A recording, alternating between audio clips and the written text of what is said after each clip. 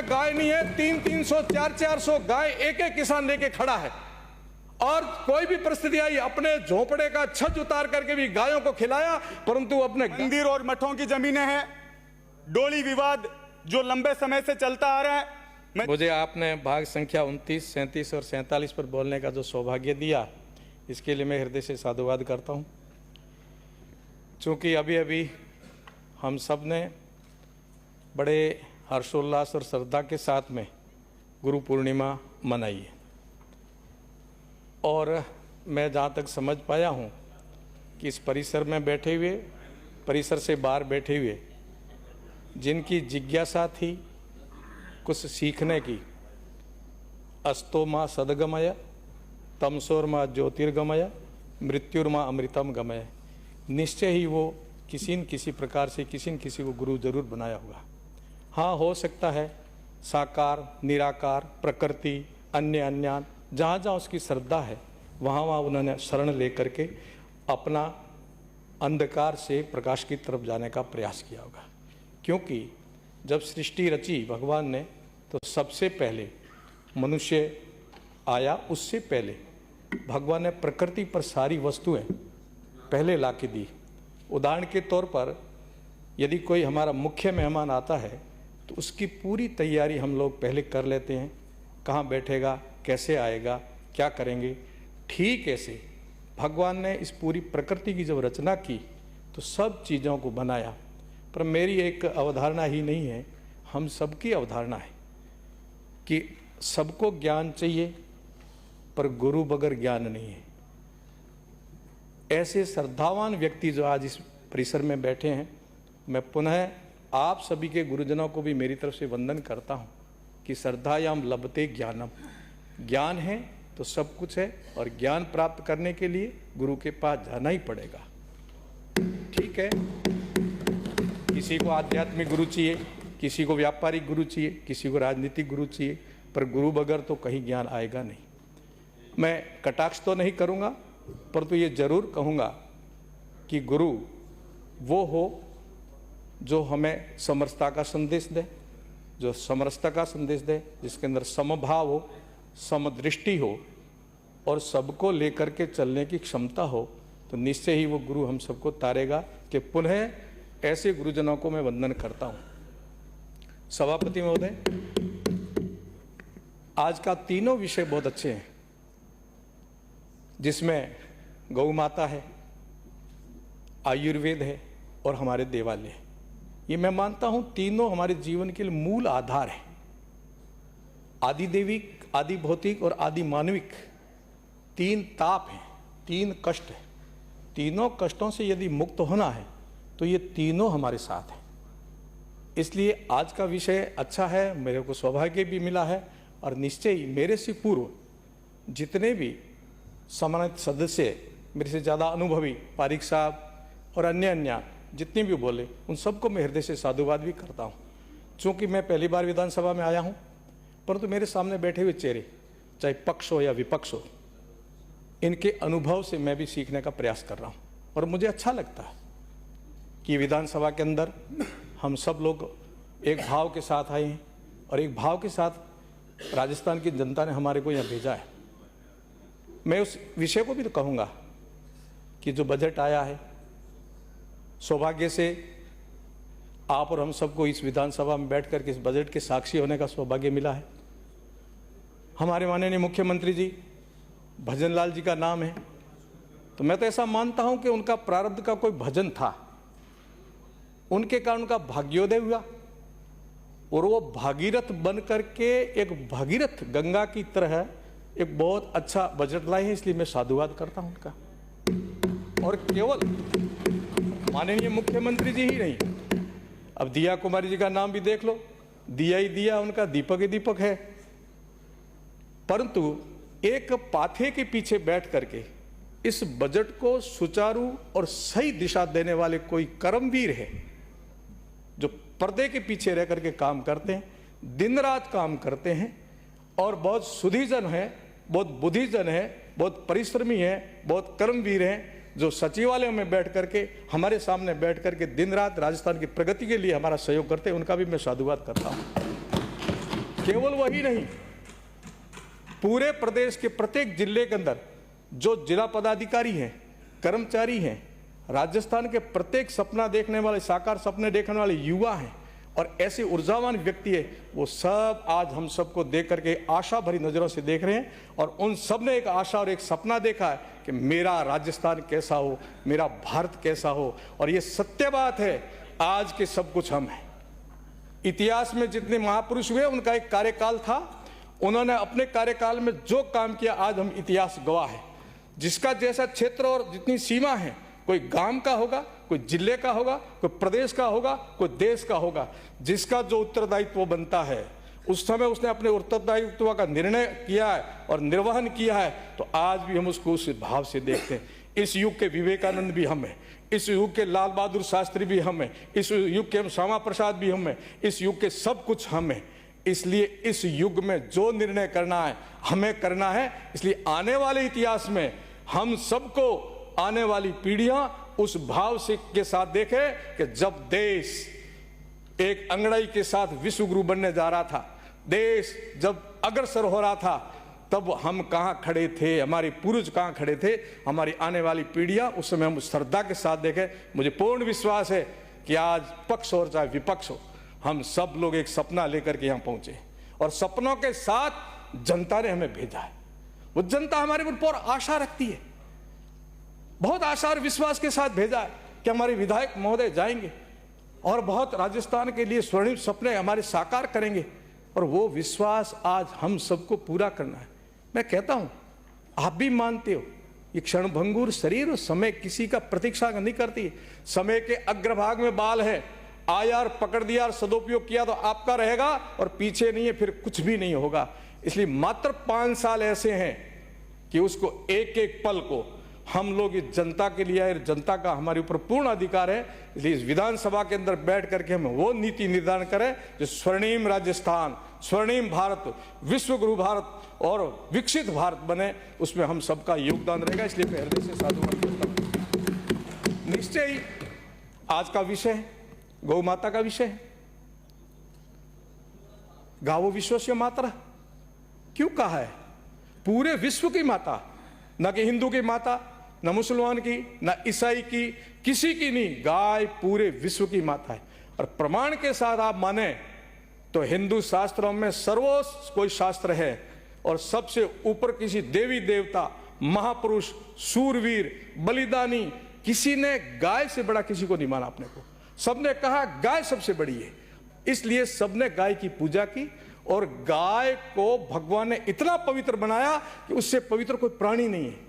आप देखिए, किसी भी महापुरुष का, किसी भी देवी देवता का, किसी भी मानव का मल और मूत्र पवित्र नहीं, अपवित्र होता है, परंतु गौ माता का भगवान ने इतना पवित्र बनाया वो अपवित्र को पवित्र करता है। इतना है, आयुर्वेद के अंदर पारिक साहब बहुत अच्छे जानकार है। आयुर्वेद में हलाहल विष, इसको कुचला कहते हैं, उससे ज्यादा भयंकर विष नहीं होता। उसको शुद्ध करने में गोमूत्र में डाला जाता है। कितना भी कोई कितनी विषम बीमारी है, आजकल कैंसर जैसी घातक बीमारी का इलाज भी आज अंग्रेजी डॉक्टर भी गोमूत्र दिला करके ठीक कर रहे हैं। केवल मात्र गोमूत्र नहीं, गो में बसते लक्ष्मी, किसको कहा है?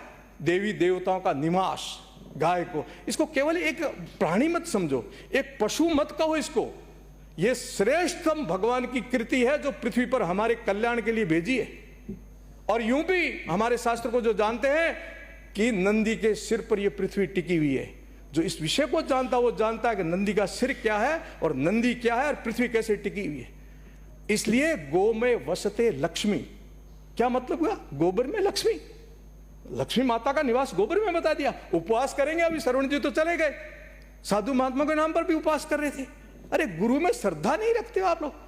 अरे बाबा आया बिगाड़ दिया, बाबा के एक तो मोदी बाबू आ गए, एक योगी आ गए, एक राजस्थान में फिर बाबा आ गए हैं, कांग्रेस में बाहर निकाल दिया, लेटर हो गई।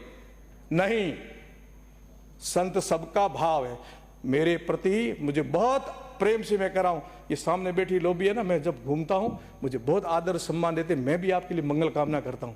आज जूही साहब नहीं है, जूली साहब आज यहां नहीं है, परंतु मैं नहीं था, गुरु पूर्णिमा मनाने गया तब पीछे कटाक्ष हुआ था कि मेरे नाम से भी आप ऐतराज उठाते हो। मैं तो आज जूली साहब आप तो है नहीं, पर आपकी कुर्सी की तरफ अंकित करके कहता हूं कि आपको मैंने हंसता हुआ देखा है, आपका चेहरा हंसता हुआ देखा है। मैं आपको हंसते हुए देखना चाहता हूं, परंतु आपके नाम में मैं एक सुधार करना चाहता। आप जूली है नहीं, आप जूही है, जो एक खुशबू देंगे हम सबको प्रतिपक्ष में बैठ करके। ये भाव रहना चाहिए हमारे अंदर, ये भाव रहना चाहिए। एक दूसरे का आदर करेंगे, अपने आप करेंगे, अपना अपना आदर करेंगे। मैं कह रहा था गो में बसते लक्ष्मी, गोबर में लक्ष्मी। हाँ है गोबर में लक्ष्मी। कैसे हैं? यदि गोबर हम हमारी मातृभूमि के चरणों में, मां भगवती जमीन के चरणों में चढ़ाएंगे तो क्या कहते हैं? माता भूमि पृथ्वी अहम माता भूमि पुत्रो अहम पृथ्व्या। हे मां भूमि, मैं तेरा पुत्र हूं। वो मां है हमारी, गौ माता और भूमि माता। दोनों को पवित्र करने के लिए गोबर यदि भूमि में डालेंगे तो वहां उर्वरा पैदा होगी और वहां से अनाज पैदा होगा, और अनाज पैदा होगा, देश संपन्न होगा और किसान संपन्न होगा। तब जाकर के कहा गो में बचते लक्ष्मी, गोबर में लक्ष्मी। इसलिए अब तुलनात्मक अध्ययन कर लीजिए आप। आज हम लोग क्या कर रहे हैं? डीएपी, यूरिया, पेस्टिसाइड डाल करके भूमि माता को हमने बीमारू माता कर दिया है। पंजाब का हालत देख लीजिए आप, जहां ऐसा डाला, गंगानगर, हनुमानगढ़, हम लोगों ने इस भूमि के अंदर उर्वरा को शक्ति ज्यादा करने के लिए डीएपी, यूरिया डाल के उसको बीमार किया और अपने स्वास्थ्य को भी बीमार किया। मेरा एक सुझाव है सभापति महोदय, आपके माध्यम से माननीय मंत्री जी से, कि जिस प्रकार डीएपी, यूरिया पर सब्सिडी देते हैं, कौन पोषक होंगे? बड़े मिल फैक्ट्री वालों को उनको मिलेगा। उनको सब्सिडी देकर के हम खाद लेते, किसान को देंगे, किसान जमीन में डालेगा, जमीन बंजर होगी, और पूरी की पूरी इस प्रकार चलता रहा तो एक दिन हम तरसेंगे शुद्ध खाने के लिए। और उसकी जगह यदि गाय का गोबर हम जमीन में डालेंगे तो जमीन भी शुद्ध रहेगी, बीमारू नहीं रहेगा और हमारा स्वास्थ्य भी ठीक रहेगा। और सुनिए आप, सब्सिडी देते हैं ना, उसके बाद में कितना नुकसान उठा रहे हैं। मुझे दुख के साथ कहना पड़ रहा है कि वहां से कैंसर नाम की ट्रेन आती है बीकानेर में, कैंसर ट्रेन नाम हो गया है, क्योंकि हमने उस जमीन को बंजर कर दिया है। अब यदि स्वास्थ्य चाहिए आपको पृथ्वी चाहिए, आपको अनाज चाहिए, तो गाय की शरण में आना पड़ेगा। और गाय दुखी तो पूरी दुनिया दुखी रहेगी, गाय सुखी तो हम सब सुखी रहेंगे। ये गाय को समझो, केवल प्राणी मत समझो, और केवल आध्यात्मिक आर्थिक दृष्टि से भी नहीं, तो सर्वांगीण गाय है, सब कुछ है। अर्थ का आधार मत मानो गाय को, ये भी एक मनुष्य का पक्ष है। गाय दूध नहीं देती है, छोड़ देते हैं। पहले तो जय घोष करते हैं, गौ माता की जय, और जैसे ही गाय बीमार हुई, गाय ने दूध देना कम किया, वो ही हमारे पास आते हैं, गौशाला में लेकर के गाय को रख लो। क्यों भाई, दूध तो आपने पिया, और अब गौशाला की शरण में क्यों जाते हो? तुम्हारी माँ की सेवा करते, इसकी भी सेवा करो। मेरा इतना ही निवेदन है आपका कि गाय के निकट जाओगे, जिस प्रकार से एक सिद्ध साधक संत के पास बैठने से ध्यान लगता है, ठीक ऐसे गौ माता के पास उनकी आंखों में जाके देखना, आप ठीक, आपका ध्यान लगेगा। गौ माता के हाथ घुमा देना ऊपर, आपकी बीपी ठीक हो जाएगी, आपके अंदर सात्विक भाव आएगा, आपके अंदर एनर्जी आएगी, नकारात्मक भाव निकलेगा। गौ माता को समझो, गौ माता की सेवा करो। कुछ मेरे सुझाव है, मुझे सभापति महोदय थोड़ा समय देना, थोड़ा और मैं धृष्टता करूं, मुझे क्षमा करें। मुझे विश्वास है, मुझे विश्वास में आपकी बात समाप्त नहीं, मैं एक मिनट में तो मेरी बात पूरी। मेरा विश्वास है कि कांग्रेस वाले भी मेरा समर्थन करेंगे, मुझे बोलने का साथ देंगे, और ये भी मुझे बोलने का साथ देंगे। धन्यवाद आपका, बहुत बहुत धन्यवाद। सभापति जी 2 मिनट। देखिए, गाय का जो है सबसे बड़ा संकट का समय क्या है? जब अकाल पड़ते, राजस्थान गो आधारित है, और सबसे सुंदर गाय, सबसे उच्च कोटि की गाय यदि देखनी हो तो राजस्थान में मिलेगी आपको, और वो भी थार पार के बरोबर कोई गाय नहीं है। देखिए, मैं थार पार की गुणवत्ता बताऊं, सबसे ज्यादा वो रोग प्रतिरोधक क्षमता उसमें, सबसे ज्यादा ब्यांत, वो ब्याती दूध देती ब्याएगी आपके, सबसे सुंदर, हर प्रकृति में, हर तापमान में रहने वाली, सुंदरता में, गुणवत्ता में, और वो गाय हमारे पास है। परंतु जो 7-8 किलो गाय दूध देती थी आज 2 किलो पर दूध देने लाई। इसलिए किसान विवश है कि अब मैं गाय कैसे रखूं, मैं बकरी रखूं या गाय रखूं। मेरा एक आपसे सुझाव है कि जबरदस्त अपना अभियान चले, जो नस्ल सुधार का अभियान हो और हमारी देसी नस्लें जहां जाएं उन सबको संरक्षण देके जगह जगह पॉइंट खोले जाएं। सबसे बड़ी बात करता हूं, अकाल पड़ते रहते हैं। राजस्थान का ये क्षेत्र तो अकाल ग्रसित है, जहां से मैं आया हूं तो हमारा चोली दामन का साथ है। बाड़मेर, जैसलमेर वो एरिया तो अकाल, आप तो यहाँ भगवान भाग्यशालियों का आप ऐसे अच्छे एरिया में आपने जन्म लिया, परंतु वो जो क्षेत्र है उस क्षेत्र में गो आधारित हमारा जीवन था, परंतु अब हम विवश हैं। परंतु मैं धन्यवाद देता हूं वहां के गौपालकों को। आज भी सिरोही, जालौर, बाड़मेर, जैसलमेर पाली के उन गौपालकों को, मैं अभी हरियाणा गया था, वहां गौपालक सब कष्ट सह करके भी अपनी गायों को लेकर के वहां गए हैं। आज उनके लिए भी रतन जी ने जो आवाज उठाई मैं भी उठाता हूं कि उन गायों के गोपालकों को विशेष संरक्षण दिया जाए और विशेष सुविधा दी जाए। एक एक गौशाला में गाय नहीं है, 300-300, 400-400 गाय एक एक किसान लेके खड़ा है, और कोई भी परिस्थिति आई अपने झोपड़े का छत उतार करके भी गायों को खिलाया, परंतु अपने गाय को भूखे नहीं मरने दिया। ऐसे गोपालकों को संरक्षण देना चाहिए। मैं अंत में एक बात कहूंगा कि ये जो अभ्यारण्य है पश्चिमी सीमांत का सबसे उर्वरा पैदा करने वाला सेवण घास जैसलमेर बॉर्डर के अंदर है। सम घोटाड़ू लोगों वाला एरिया, उस एरिया में सेवण घास है, और सेवण घास की जो जमीन है आज वहां लैंड जिहाद के माध्यम से लोग कब्जे कर रहे हैं और सामरिक दृष्टि से ठीक नहीं है। क्यों ना सरकार उसको गो अभ्यारण्य घोषित करे और अकाल में घास पैदा करके जो हमारे बाहर से लाना पड़ता चारा, उसका एक हमें रास्ता मिलेगा। दूसरा मेरा सुझाव है जो पारिक जी ने रखा था, गाय को जब तक आप नरेगा से नहीं जोड़ोगे तब तक कोई समस्या का विशेष समाधान नहीं होगा। और बस सहज है, सरकार के ऊपर भार पड़ता है इधर अकाल वकाल ये करने में, तो उसको यदि जोड़ोगे किसान को अनुदान दिया जाए और गाय को चारा दिया जाए, गाय बचेगी। चूंकि विषय बहुत है, मुझे केवल गौ माता का विषय भी पूरा नहीं हुआ, फिर भी मैं निवेदन करूंगा कि गाय माता धुरी मान करके चलेंगे तब हम पूर्ण करेंगे, और गौ संरक्षण और संवर्धन करके हम केवल अपना ही कल्याण नहीं करेंगे, वो विश्व का कल्याण करेगी। अतः मेरा ऐसा मानना है कि विशेष योजना बना करके इस विषय में काम किया जाए। मेरे विधानसभा में भी आप सब जानते हो 300 किलोमीटर लंबी विधानसभा है, और 300 किलोमीटर लंबी विधानसभा में मैं पुनः आप सबको कहूंगा कि आप कभी टूर करने जाते हो ना, तो सादर निमंत्रण है कि उस क्षेत्र में आकर के उस राजस्थान को भी आप देखिए और वहां की भौगोलिक सामाजिक परिस्थितियों को देख करके विकास की बात करेंगे।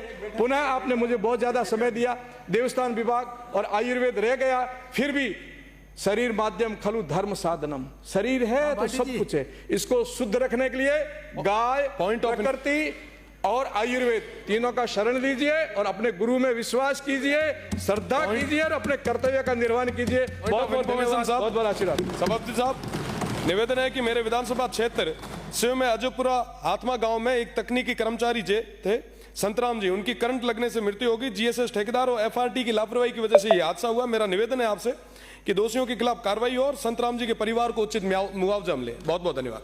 मुकेश जी बाकर।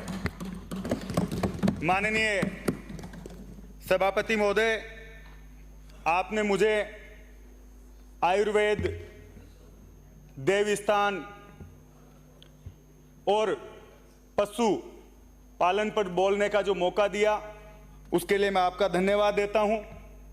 सभापति महोदय, मेरे से पूर्व में आदरणीय पारिक साहब ने, बाबू सिंह जी ने, महेंद्र प्रतापपुरी जी ने बहुत ही सकारात्मक विचार इस सदन में रखे और बहुत ही सकारात्मक सुझाव इस सदन को दिए, और मैं समझता हूं कि सभापति महोदय उन तीनों की बात पर पक्ष विपक्ष दोनों ने तालियां बजाई, टेबल थपथपाई, और क्योंकि हम लोग जो इस सदन में बैठे हैं पूरे 8 करोड़ जो जनता है उसका भरोसा हम लोगों पर है, और वो उम्मीद करते हैं कि इस सदन में हम वो चर्चा करेंगे जिससे जनता का भला होगा।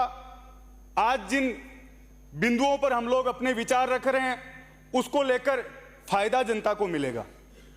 लेकिन सभापति महोदय, इसके बीच में गोपाल जी ने अपनी बात को रखा, और जब भी खड़े होते हैं सिर्फ हिंदू मुस्लिम मंदिर मस्जिद के अलावा उनके मुंह से कुछ निकलता नहीं है। और ऐसा लगता है कि आप हिंदुओं अपनी का पूरा अपनी बात रखो। हिंदुओं का पूरा ठेका 8 मिनट उन्होंने है ले आपके रखा पास। है। देवस्थान विभाग पर हम लोग अपनी बात को रख रहे हैं। मैं प्लीज प्लीज आप विराजिए, आप विराजिए, मैं विराजिए, आप विराजिए। धन्यवाद देना चाहूंगा सभापति महोदय कि खाटू श्याम धाम को एक कॉरिडोर बनाने के लिए बजट में घोषणा हुई। इसके साथ अगर सालासर धाम, रामदेवरा, खरनाल वीर तेजाजी महाराज और अन्य जितने भी प्रसिद्ध मंदिर हैं उनको भी अगर इस बजट में मिलता तो वहां की जनता जो श्रद्धालु है, जिनकी आस्था उन मंदिरों में, उस जनता को खुशी मिलती। और सभापति महोदय, अभी पूरी बात हिंदुओं की ठेकेदारी को लेकर इस सदन में हो रही थी। मैं उनको कहना चाहूंगा कि अगर आपकी बात से इस राजस्थान की जनता, इस देश की जनता अगर भरोसा रखती तो अयोध्या आप नहीं हारते, सालासर धाम आप नहीं हारते, मेहंदीपुर बालाजी आप नहीं हारते और बद्रीनाथ आप नहीं हारते। तो सभापति महोदय, यहां हम लोग कोई भी बात करें उसका अगर सकारात्मक कोई भी पहलू हम रखें, उस पर विचार हो, नियम बने, जनता को फायदा मिले, इन सब पर काम हो, तो मैं समझता हूं कि हम लोग उस जनता के साथ न्याय कर पाएंगे। सभापति महोदय, देवस्थान विभाग में जो मंदिर और मठों की जमीनें हैं, डोली विवाद जो लंबे समय से चलता आ रहा है, मैं चाहता हूं कि यह सरकार पूरे राजस्थान में इसके जो विचार हैं उन लोगों से राय मशूरा लेकर जो डोली विवाद है इसको यह सरकार खत्म करेगी, ऐसी उम्मीद मैं आप सबके माध्यम से करना चाहता हूं। सभापति महोदय, पशुपालन जब बजट पढ़ा गया 131 नंबर बिंदु से लेकर इस सदन में शुरू हुआ, 250 करोड़ के प्रावधान से मुख्यमंत्री पशुपालन विकास कोष का गठन किया जाएगा। जो नर गोवंश की समस्या के निराकरण के लिए जो राशि थी 50,000 से बढ़ाकर 75,000 कर दी गई। इसके साथ ही पशु चिकित्सकों की भर्ती को लेकर घोषणा इस बजट में हुई। लेकिन सभापति महोदय, अगर हम लोग जमीन पर जाकर अगर वास्तविकता देखने की कोशिश करेंगे तो क्या स्थिति है आज। पिछले बजट में हमने नंदीसाला की घोषणा की, उसको लेकर इस बजट में कुछ नहीं था। हमने जो 40,000 का जो मुआवजा था उसका नाम बदलकर दूसरा कर दिया गया, लेकिन क्या वो धरातल पर हम उन पशुपालकों को वो रियायत दे पा रहे हैं, वो सुविधा दे पा रहे हैं, इसको लेकर कोई चिंता व्यक्त नहीं की गई। सभापति महोदय, आज भी हम लोग नए पशु चिकित्सालय खोलने की घोषणा इस बजट में हो गई, लेकिन आज भी स्थिति क्या है, नए पद सृजित किए जाएंगे उसकी घोषणा हो गई, लेकिन आज भी वास्तविकता यह है कि 60% से अधिक पशु चिकित्सालय जो गांवों में हमने खोल दिए वो खाली पड़े हैं, उनमें पशु चिकित्सक नहीं है। 2019 की जो 900 पदों को लेकर भर्ती आमंत्रित की गई थी उसके साक्षात्कार हो गए, लेकिन अभी तक उनको ज्वाइनिंग नहीं दी गई है। 2012 में हमारी सरकार ने पशुओं के लिए निःशुल्क दवा योजना शुरू की गई और आज वो योजना पूर्णतया ठप पड़ी है। किसी भी जगह पशुओं के लिए दवाई निःशुल्क वहां मौजूद नहीं है। पशुपालक परेशान होकर निजी खर्चे से अपने पशुओं को जब बीमार होता है उसका इलाज करवा रहे हैं। तो मैं चाहूंगा सभापति महोदय, इन बातों पर हम लोग ध्यान दें। इस बजट में हर जिले में मेला लगाने की लेकर बात सामने आई। उप मुख्यमंत्री जी ने कहा हम लोग जो प्रसिद्ध मेले हैं उसके अलावा हर जिले में भी पशुओं के लिए मेले लगाएंगे और उन मेलों को प्रोत्साहन देंगे। सभापति महोदय, मैं अपनी ओर से नागौर जिले में पाबोलाव जो लाडनू का प्रसिद्ध पशुओं का मेला था, परबतसर का तेजाजी मेला था, नागौर का रामदेवरा मेला था, उन सब जगह आज भी यही स्थिति है कि जो बाहर से पशुपालक आते हैं, जहां लाखों पशु आते थे, उन जगह आज भी स्थितियां हम लोग ठीक नहीं कर पाए। सभापति महोदय, समय आपने दिया है। श्रवण कुमार जी, मैं कुछ बातें आप मेरी ओर पीछे से लॉबी में जाकर बात कीजिए। आप इधर से जाकर उधर बैठे हैं, आप भी जो सदस्य ये बात कर रहे हो ये अच्छी बात नहीं है। सभापति महोदय, हमारी सरकार ने मुर्रा नस्ल की भैंस संरक्षण के लिए भैंस प्रजनन फार्म बाकलिया में खोला था, जिसकी आज स्थिति यह है कि सारे जितने भी वहां पशु थे उनको नीलाम कर दिया गया है और उस फार्म पर 28 फरवरी 2024 के बाद एक भी कर्मचारी और चिकित्सक कार्यरत नहीं है और वो भैंस प्रजनन केंद्र पूर्णतया बंद होने की स्थिति में आ चुका है। सभापति महोदय, पिछले बजट में एक जिला स्तरीय पशु चिकित्सालय की घोषणा लाडनू में हुई, पॉली क्लिनिक की घोषणा हुई, उसकी जमीन आवंटित हुए 1.5 साल हो चुका है, उसके लिए वित्तीय स्वीकृति जारी नहीं की गई है। मैं आप सबसे निवेदन करूंगा कि जो मोबाइल यूनिट पशुओं की बीमारी के लिए डायग्नोस्टिक लैब की घोषणा हुई वो अभी तक जमीन पर नहीं उतरी है। मैं आपके माध्यम से चाहता हूं जब मंत्री जी इस पे बोलें तो कम से कम ये जो पशुपालकों की समस्या है इनको केंद्रित करके कुछ न कुछ उनको रियायत जरूर दे। आपने बोलने का मौका दिया, बहुत बहुत धन्यवाद। जय हिंद, जय भारत। श्री जितेंद्र कुमार जी गोटवाल।